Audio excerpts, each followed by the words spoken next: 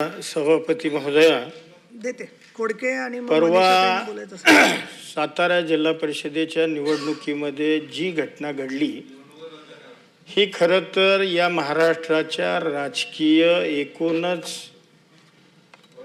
विषयाला कलंक देणारी ही घटना घडली.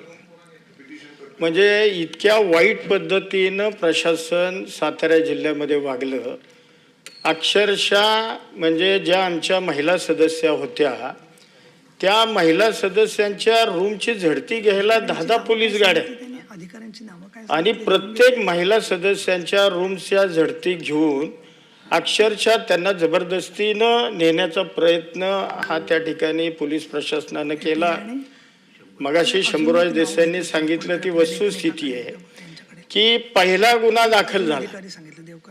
पहिला गुन्हा ज्या व्यक्ती म्हणजे जी विक्टीम होती ती विक्टीम स्वतः पोलीस स्टेशनला महाबळेश्वर आणि वाई पोलीस स्टेशनला जाऊन सांगितलं की माझ्या बाबतीमध्ये कुठलीही जोर जबरदस्ती झालेली नाही.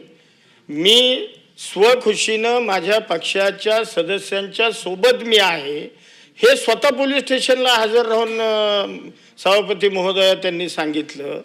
तरी सुद्धा म्हणजे 5:30 पहाटे आम्ही त्या व्यक्तीनं पोलीस स्टेशनला वाईला जाऊन जबाब दिला आणि पुन्हा 6:15 नवीन गुन्हा त्याच व्यक्तीच्या संदर्भामध्ये दाखल केला गेला. अशा पद्धतीनं अतिशय चुकीच्या पद्धतीनं पोलीस प्रशासन वागलं. अक्षरशः आम्ही मंत्री दोघं असताना सुद्धा म्हणजे एखाद्या आरोपीला ज्या पद्धतीची वागणूक दिली जाती त्या पद्धतीची वागणूक आम्हाला मंत्र्यांना जर या राज्यामध्ये मिळत असेल तर याच्यासारखं दुर्दैव असू शकत नाही. सगळ्यात महत्त्वाचं की आपण एखादा आरोपी असला तर आपण त्याला मतदानापासून वंचित ठेवू शकत नाही. कारण भारतीय संविधानानं ही दिलेला मतदानाचा हक्क आहे.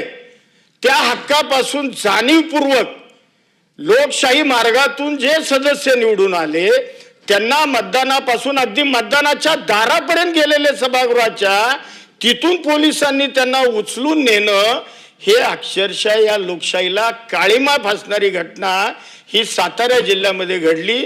त्यामुळं माझी या निमित्तानं कळकळीची विनंती आहे की जिल्हा पोलीस प्रमुख आणि संबंधित प्रशासनावर आपण कडक कारवाई करावी, त्यांना बडतर्फ करावं अशा पद्धतीची मी मागणी या निवेदनाच्या निमित्तानं करतो. माननीय मंत्री